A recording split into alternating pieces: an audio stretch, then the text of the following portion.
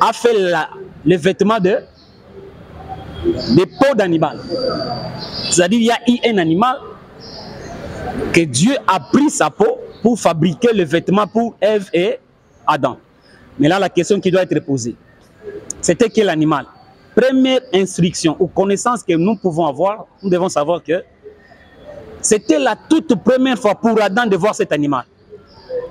Pendant que Dieu a mené les animaux à Adam pour le nommer, cet animal n'était pas dedans. Pourquoi? Le corps de la rédemption, c'est après ce jour-là que Dieu, qui a promis, qui va leur donner l'arbre de vie qui est dans le paradis, va accomplir cette promesse. Donc le paradis n'est pas esprit, c'est un lieu physique préparé par le Seigneur dans lequel il va introduire les corps rédemptés, l'âme rédemptée et les esprits des sauvés. Je crois que j'ai répondu à la question. Il a formé l'homme. Cet homme-là était à son image, à la ressemblance de Dieu. Après l'avoir formé, Dieu est allé, il a créé le paradis, ce qui est appelé le jardin. Remarquez, il a formé l'homme avec quoi? Poussière de la terre. Tel qu'il a fait l'homme, c'est comme cela qu'il est parti le placer dans le paradis. Apprenez, le paradis veut dire le lieu de délices. Dieu a formé le paradis pour que l'homme soit dans le bonheur conscient, dans son âme, son esprit et son corps.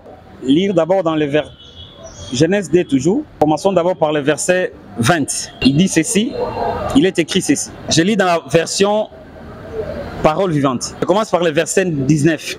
Avec de la terre, le Seigneur Dieu fait toutes sortes de bêtes sauvages et toutes sortes d'oiseaux.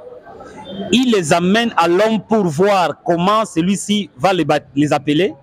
Chaque animal doit avoir les noms que l'homme va lui donner.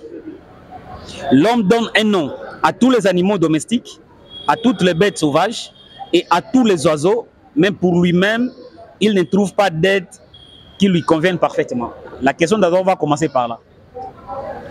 Les gens ont des difficultés quand ils lisent cette écriture de Jean 4 qui dit Dieu est esprit. Ça, c'est la vérité. Mais ils ont des petites confusions, parfois des grandes, sur ce que c'est Dieu est esprit. C'est comme si Dieu qui est esprit, il ne peut faire que des choses qui sont esprit, des choses qui sont immatérielles. Alors il est écrit que Dieu a pris de la poussière, il a formé les animaux. Comment Dieu a conduit les animaux physiques vers Adam? C'est Dieu, ce jour-là, il n'était pas le vent qui conduisait les animaux. C'était le berger. Donc le premier berger sur la terre, c'est Dieu, le Moïse. Et il proclama le nom de l'Éternel. Comment était l'Éternel? Apparemment, ça semble être très bizarre ou difficile de comprendre. Lisez Exode 33, les derniers versets. Qu'est-ce que Dieu a dit?